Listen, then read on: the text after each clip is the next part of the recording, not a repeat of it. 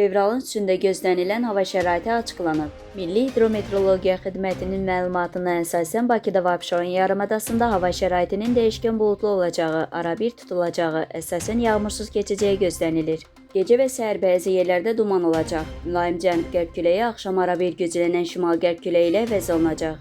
Havanın temperaturu gecə 4-7 dərəcə, gündüz 8-12 dərəcə isti olacaq.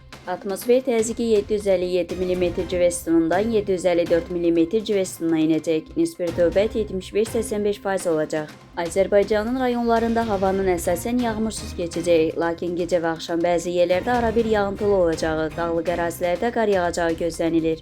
Ayrı-ayrı yerlərdə intensiv olacağı ehtimalı var. Bəzi yerlərdə arabir duman olacaq. Qərb küləyi bəzi yerlərdə arabir güclənəcək. Havanın temperaturu gecə 3-7 dərəcə, gündüz 13-18 dərəcə isti. Dağlarda gecə 0-5 dərəcə, gündüz 8-13 dərəcə isti olacaq.